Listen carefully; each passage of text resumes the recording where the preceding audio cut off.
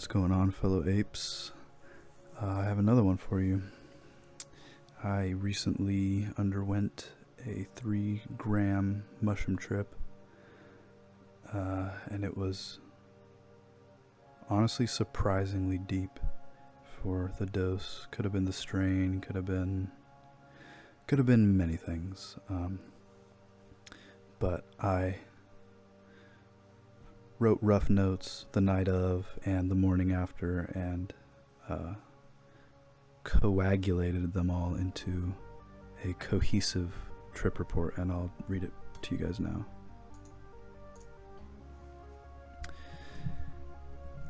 This report begins as most do, with me and a few friends venturing into the night to pick up some fantastic fungus, or magic mushrooms if you prefer. The three of us drove into the parking lot of a neighboring town. Here we met our favorite mushroom dealer, made the deal, and made our way back to our respective houses. At around 8:40 p.m. I spoke my intentions out loud to the mushrooms laid out in front of me on my desk. I'm ready. It's been too long. Show me everything.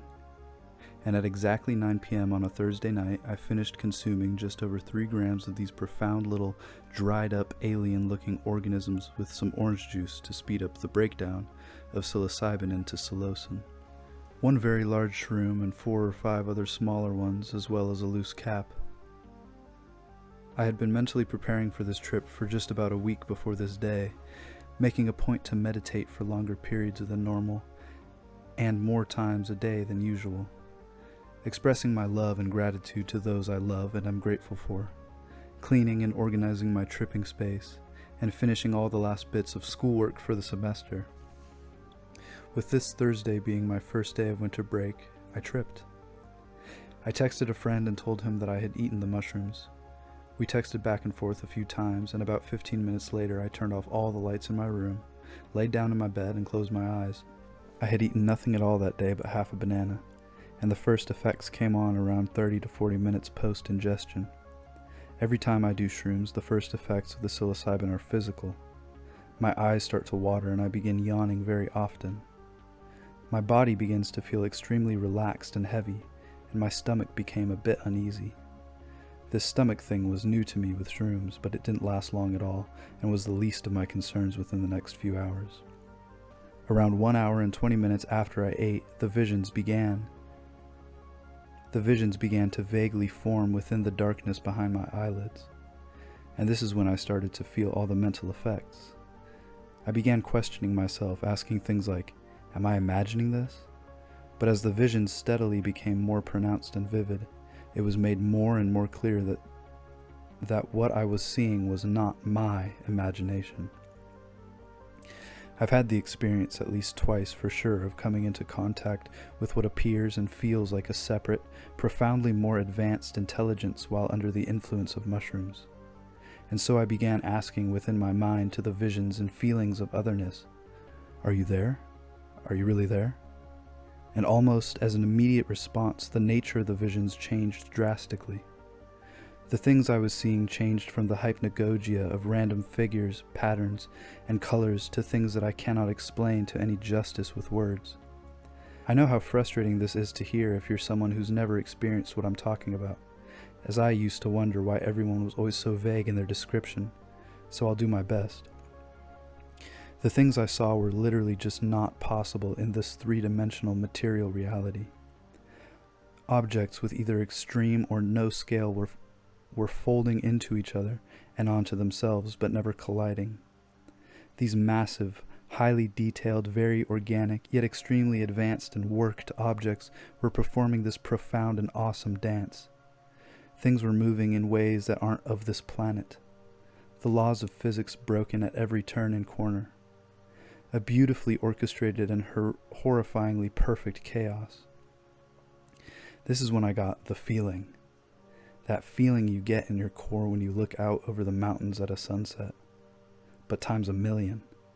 I knew for sure that I was in the presence of something important and beautiful, an unimaginably vast being capable of shaping realities while doing and being things that we cannot perceive.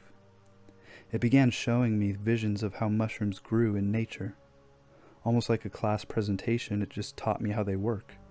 From the mycelial growth underground spreading out like a neural network, to the pins of the fruits, to the bizarre fruited bodies we know as mushrooms.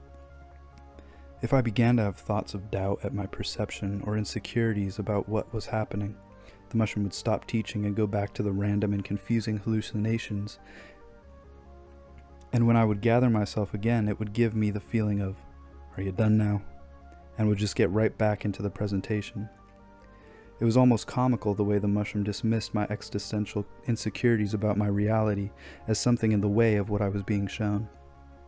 Then I very clearly began to see landscapes from what looked like other planets from distant stars. But that was the only thing that I could recognize about them as something relatable. I knew it was a place or a landscape, but that's all I knew. The topography, geology, anatomy, ecology, scale, dimension, advancement, contrast, color, etc. were all different from what is happening here on Earth. I would be shown what looked like a literal alien planet with weirdly shaped mountains or buttes, with civilizations and structures, and even what appeared to be separate entities, which were by definition alien as they were unlike anything I'd seen or have even thought of. It was then just highly detailed scene after highly detailed scene, of planet after planet and civilization after civilization. After enduring this barrage of places, the mushroom made it clear why I was seeing all of this. It was showing me all of the places it's been, and beings it's assisted into sentience and civilization. The spores of these mushrooms can survive the conditions of deep space. Who's to say they haven't been elsewhere, by the help of other intelligent beings or just natural and organic circumstance? It was almost like it was showing off, the way someone who travels a lot might scroll through the pictures on their phone. Look at this type of vibe. I then got a vision of a man holding hands with a giant walking mushroom, strolling down a brightly lit path. It showed me the importance of the relationship early humans had with the mushrooms and other organic psychedelic compounds. It was basically saying, you guys are what you are because of us, because of what we can show you. Kind of like the monolith in the movie 2001, A Space Odyssey. Then again, the visions quickly and drastically changed in nature. It changed from the scenes of the mushrooms on other planets to pure, unrecognizable, beautiful psychedelia. I felt like I was floating over a school of intergalactic, hyperdimensional jellyfish made of stars and love. I was in awe just watching over everything that was happening. I then realized I was floating in what looked like a large glass bubble with these magical alien jellyfish beings, and people were looking at us, like an aquarium. I realized again that I was experiencing all of this for a reason. This is why the mushroom is responsible for our sentience and advancement into what we are today, though we still have a long way to go. People have always gazed into the aquarium of the profound, taking notes and drawing pictures of it, trying to bring back into the physical world what is already actualized in the great mind. All our art and architecture and literature and music comes from this one thing, this other thing or place. And I was seeing all of this from the inside. I then saw the figure of a man and a woman holding hands, connected by an aura of love and tentacles made of light and stars and just pure beauty. The whole vision slowly zoomed out, revealing the scale of the people in the relationship, in contrast to the scale of the entirety of the universe. It never stopped zooming out, revealing more psychedelia, more stars, more colors, more geometry, and yet they were still just holding hands in the midst of this reality. This is where I cried, quite a bit, because I understood that this is what the human story truly is, loving regardless of our insignificance or our impermanence or our weakness. We all exist in a life we can never understand while in this form, and yet we all still try anyway. It's miraculous and profound. This fact to me is beautifully sad and depressingly gorgeous. I just cried, and it kept zooming out. I then realized that the reason anyone is allowed to have an experience like this at all is because we are in some way that thing I cannot say. We are this vastness. We are this profound mystery, experiencing itself from the vantage point of something within it. This is where language completely breaks down. I'll just say what's been said plenty of times before, but I will say it with certainty. We are all one thing, and love is the reason we are alive. The meaning of life is to be alive, and living is love. So the meaning, reason, and the answer is always love, no matter the circumstance. This is all happening around what I will assume is 2 to 3 hours after eating the first mushroom. 3.5 to 4 hours in, this profound, blissful mindgasm of understanding began giving way to the come-down. There was lots of crying, rolling around in bed, and eventually turning on some dim lights in order to come back to monkey land. Somewhere during the come-down I went pee, and the mirror was obviously very trippy. But this all seemed trivial compared to what I had just experienced. I eventually fell asleep around 5 to 6 hours after I ate the mushrooms. The next day I woke up happy as fuck, simply glad to be alive and be a part of this vast expanse of selfness that we are all within. If there's anything that I want anyone to come out of this with, it's this. Everything is for love.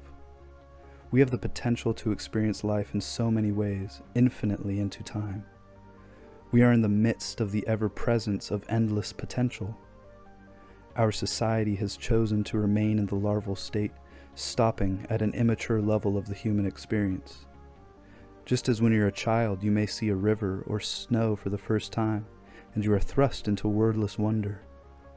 There are so many more vistas of this amazement for us to experience in this life. It doesn't just stop when you become an adult. Nothing else matters but right now, and the only thing worth doing right now is loving yourself and everyone around you. Peace, fellow talking monkeys. It's been good.